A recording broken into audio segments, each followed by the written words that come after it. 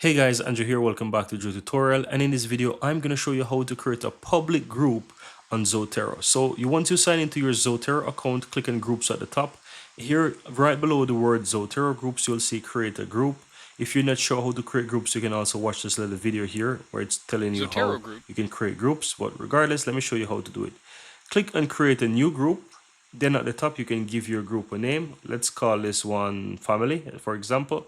And here we can go ahead and choose the public open, right? So this is the first option, public open membership. So anyone with the internet can actually join this group. Just select that option, click on create group, and you'll be able to create the group.